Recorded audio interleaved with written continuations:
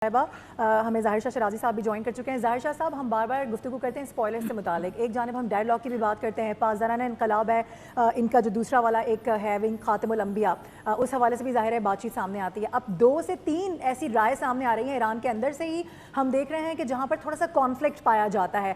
दूसरी जानिब अगर हम अमेरिका की बात करें तो अमेरिका में जो प्रेसिडेंट हैं वो खुद ही सबसे बड़े रुकावट बनते हुए नजर आते हैं। उनके बयानात को बहुत ज़्यादा इस वक्त डिस्कस किया जा रहा है, क्योंकि जितने गैर संजीदा बयानात उनकी जानिब से दिए जाते हैं उसके बाद फिर हम देखते हैं कि ये अना का मसला बनता दिखाई देता है। ईरान कहता है वो अपने बयानात वापस लेंगे तो ही कुछ हो सकेगा, और ट्रम्प कहते हैं जो मैं कह रहा हूं वो बिल्कुल सही है। सो ऐसी सिचुएशन के अंदर गिव एंड टेक किस तरह से होगा?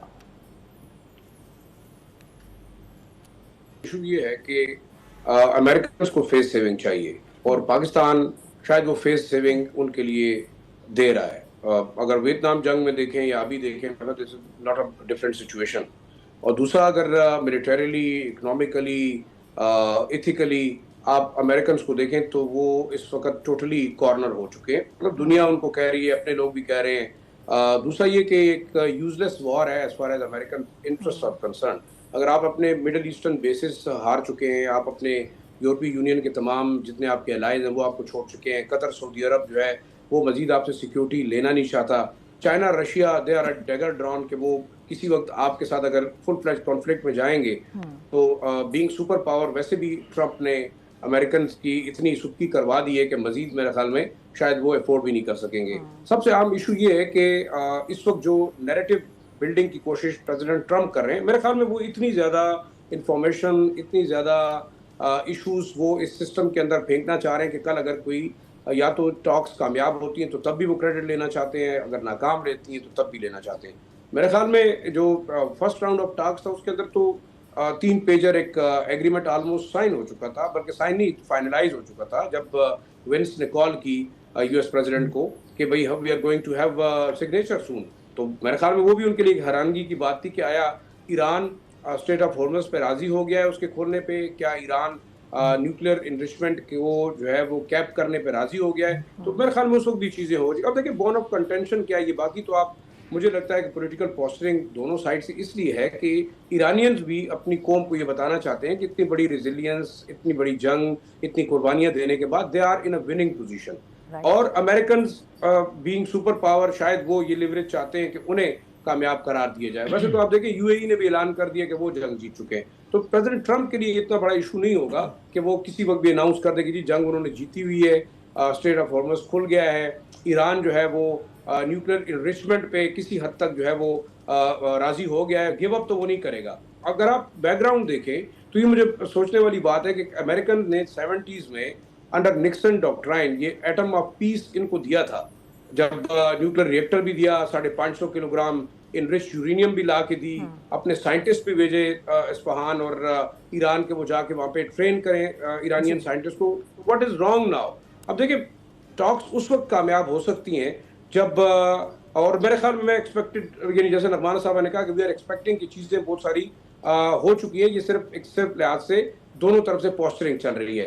अहम चीज ये है कि अगर ईरान राजी होता है, और वो राजी भी है, लेकिन क्या इजराइल राजी होता है? ये टॉक्स इसराइल फर्स्ट के नाम पे हो रही है। जवाब जरा नगमाना साहिबा से ले लेते हैं, क्योंकि वो इस पॉइंट को रेज भी कर रही थी। नगमाना साहिबा, आपको लगता है कि अगर इजराइल राजी नहीं भी होता तो भी ये मामला आगे बढ़ेगा या नहीं बढ़ेगा? क्योंकि अभी 2 रोज पहले अगर हम ट्रंप का बयान देखें तो उन्होंने बड़ा वाज़े तौर पर अपने ही social media platform Truth Social के ऊपर ये कहा है कि ये मसला इसराइल का नहीं था, मैं खुद चाहता था being a president of America, being a president of that nation, कि मैं इसको नहीं चाहता था कि ये हथियार बनाए और ये एटमी हथियारों की जानिब बढ़े। तो ये स्टेटमेंट उनका ऑलरेडी सामने आ चुका है। सो ऐसे में इसराइल का राजी होना या ना होना, क्या ये इंपॉर्टेंट है?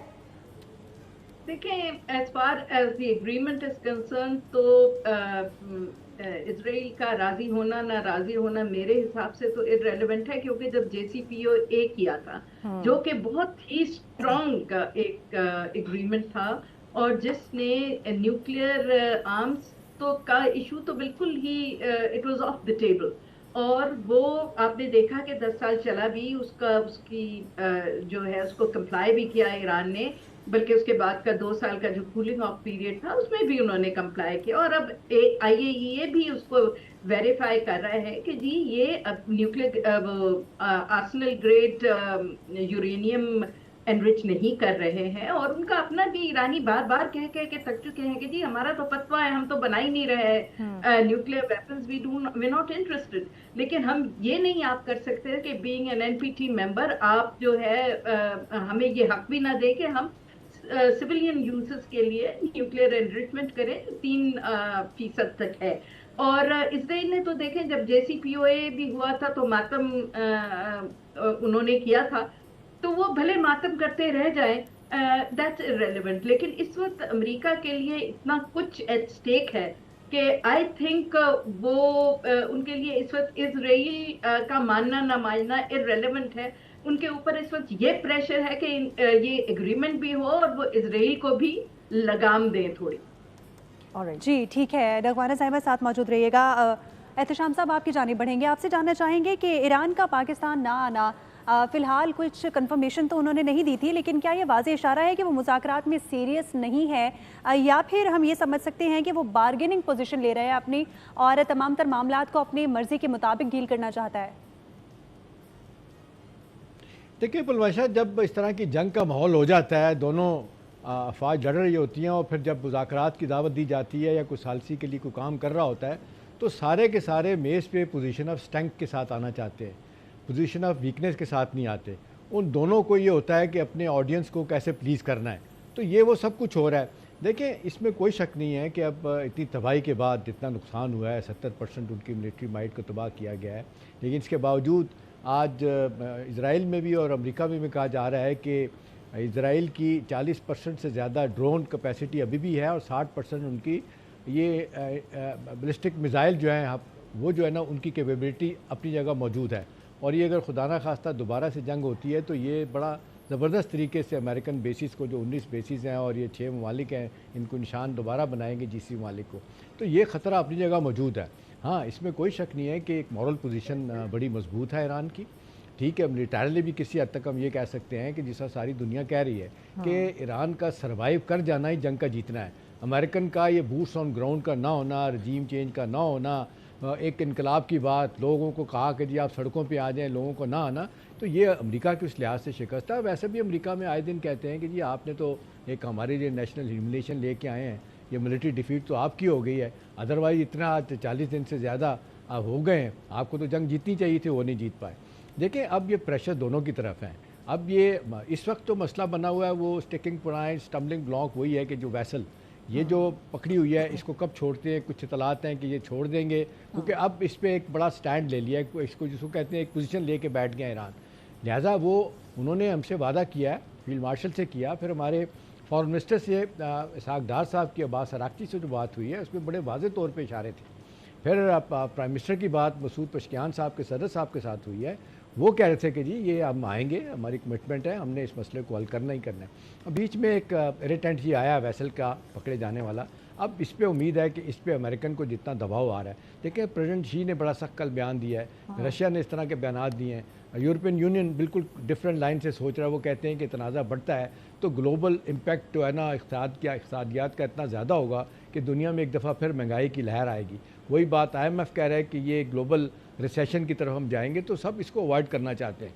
देखिए ना, थर्ड वर्ल्ड कंट्रीज जो हैं, डेवलपिंग कंट्रीज़ हमारे ऐसे मुल्क, उनके लिए बड़ी परेशानी है। और सबसे ज़्यादा परेशानी तो इस वक्त चाइना के लिए है, इंडिया के लिए, साउथ अपना कोरिया के लिए, जापान के लिए, जिनका सबसे ज़्यादा तेल आबनाए हुर्मुज़ से गुजरता है। लिहाजा हमें सबको यही है कि जी ये आबनाए हुर्मुज़ ये खुल जाए। और झगड़ा जो इसके ऊपर है, अब इसको इंटरनेशनल वाटरवे के तौर पे लोग देख रहे हैं, यूनाइटेड नेशन भी कह रहा है ये आबनाए हुर्मुज़ पे आप ये कंट्रोल ईरान भी नहीं कर सकता, कोई भी नहीं कर सकता। ये मैन मेड जो होती हैं, बार बार बात होती है, वो जो मैन मेड हैं, आपकी अपना पनामा कनाल है या सुएज कनाल है, वो टैरिफ ले सकते हैं, टोल ले सकते हैं, नहीं ले सकते। ये जो दो हैं, स्टेट ऑफ मलाइका जो मलेशिया और इंडोनेशिया में है, और ये आपकी आबनाए हुर्मुज़, ये एक फ्री इंटरनेशनल वाटरवे है, इसको आप रोक नहीं सकते। तो यहाँ पे इनका एक कमज़ोर नुक्ता नज़र है। लेकिन जनरली यहाँ पे इस्लामाबाद में जो बातें हो रही हैं, जो वाइज मिल रही हैं, अभी देखें जहाज़ आना शुरू हो जाएंगे। मारो कि एक चीज़ ज़हन में रखिएगा कि इतने ज़्यादा जहाज़ आए हैं इन दिनों में, इतनी ज़्यादा 400 से ज़्यादा कहा जाता है कि बुलेट प्रूफ गाड़ियाँ, बम प्रूफ गाड़ियाँ आ चुकी हैं, इतने बड़े जहाज़ आ चुके हैं यहाँ पे, उसके बाद कोई लगता नहीं है कि कोई ना आए। हाँ, ये अपॉर्चुनिटी की बात है। अभी देखें JD वैंस के आने की बात हो रही थी, अब ये भी है कि जो लेटेस्ट इतलात हैं वो चल पड़ेंगे, आएंगे ज़रूर, और कुछ चीज़ों पे जो कल अपना प्रेसिडेंट ट्रम्प ने कहा था मायदा हो गया है, मैं आपको बता सकता हूँ ब्लूप्रिंट तैयार है, चीज़ें तैयार हैं, ये पीछे हटेंगे। उसके बाद ये हो सकता है कि मायदों को फाइनलाइज करके जेडी वैंस चले जाएं, क्योंकि उनके लॉ में नहीं है कि एक वक्त में एक मुल्क में प्रेसिडेंट भी रहे, वाइस प्रेसिडेंट भी, फिर जो है ना वो प्रेसिडेंट आ सकते हैं और आके वो साइन कर सकते हैं। आपने ये भी बताया था कि जेडी वेंस आ सकते हैं, उसके बाद वो जाएं और फिर ट्रम्प वापस आए, यही पॉइंट है। नगमाना साहिबा, हमने देखा कि आज सुबह जो ट्रम्प का बयान है उसमें थोड़ी सी नरमी देखी जा रही है। वो कह रहे हैं कि ईरान को जो यूरेनियम एनरिचमेंट है उसकी मशरूत इजाज़त दी जा सकती है और जो नाकाबंदी है स्ट्रेट ऑफ होर्मुज़ की उससे वो पीछे हट सकते हैं, बट स्टिल एक थोड़ी सी शर्त वो फिर लगा रहे हैं कि कम अज़ कम ईरान ये जाहिर करे कि वो मुज़ाकरात के लिए आ रहा है। दिस इज़ द रीज़न कि अभी तक जेडी वेंस भी वहाँ से नहीं आ सके हैं अभी तक। तो आप क्या समझती हैं कि ये जो दो अहम पॉइंट हैं ट्रम्प की जानिब से, क्या इसके ऊपर ईरान राजी हो सकता है, फाइनल अपना वर्डिक्ट दे सकता है वो आने के लिए? जी बिल्कुल, बिकॉज ईरान यही बेसिकली चाह रहा था। उन्होंने अपनी एब्सोल्यूट जो रेड लाइंस बताई हुई हैं उसमें एक तो उन्होंने कहा है कि जो ये नहीं हो सकता कि जी आप हमारा यूरेनियम ले जाएं और बिल्कुल हम एनरिच ना करें। ये फ्लेक्सिबिलिटी आई थिंक एक बहुत बड़ी फ्लेक्सिबिलिटी है। और उसी के साथ साथ उन्होंने कहा था कि हम बिल्कुल नहीं आएंगे जब तक ब्लॉकेड नहीं हटा, क्योंकि ये आपने खिलाफ वर्जी की है। उसके बाद वो ब्लॉकेड हटाने की बजाय उन्होंने अब शिप पे भी कब्जा कर लिया। तो ये अगर चीजें रिजॉल्व हो जाती हैं तो ईरान विल डेफिनेटली कम। बिल्कुल ईरान इंटरेस्टेड है कि वो नेगोशिएशंस करे, लेकिन वो ये नहीं चाहता कि जी उसे बुलडोज करके और इन नेगोशिएशंस को कोई एक टेबल पे सरेंडर बना के दिखाया जाए, बिकॉज ईरान का तो सरेंडर तो नहीं कर रहा बेसिकली। तो अगर आप बहुत लॉजिकली उसको देखें तो ये जो नर्म ट्वीट भी अभी आई है, this is also like surrendering to Iranian pressure, क्योंकि वो चाहता है, ट्रम्प भी चाहता है, अमेरिका भी चाहता है, कि सारी दुनिया चाहती है कि इस जंग का अब कोई हल निकले, क्योंकि अगर दोबारा ये जंग छेड़ गई तो फिर वो किसी के काबू में या किसी के बस में नहीं रहेगी। ऑलरेडी ऑन एज है, गल्फ भी ऑन एज है, रूस और चीन भी देखें ऑन एज है इस वक्त। और यूरोपियन यूनियन ने तो बहुत ही अपना एक स्ट्रॉन्ग स्टांस ले लिया है, बल्कि उनके जो अमेरिका के पैसिफिक में एलाइज हैं, जिस तरह ऑस्ट्रेलिया है, जापान है, साउथ कोरिया है, everybody at the moment is saying कि हम जंग में नहीं शामिल होंगे, वो बल्कि ब्लॉकेड में भी नहीं शामिल। सो आई थिंक इस वक्त इंडिया, अमेरिका काफी तन्हा खड़ा हुआ है। बिल्कुल ठीक कह रही हैं आप नगमाना साहिबा। अमेरिका की सिचुएशन देखें तो काफ़ी हमें अलोन नज़र आ रही है और तमाम तर सूरत हाल पाकिस्तान की जानिब से कंट्रोल करने की कोशिश की जा रही है। पाकिस्तान की जानिब से ये भी कहा जा रहा है कि दोनों कंट्रीज़ के वफ्द जब पाकिस्तान आएंगे तो हम उनको बहुत अच्छे से वेलकम करेंगे और किसी नतीजे पे पहुँचेंगे। एग्जैक्टली, पैनल हमारे साथ ही मौजूद है। सब्सक्राइब करें और बेल दबाएं ताकि कोई खबर रह न जाए।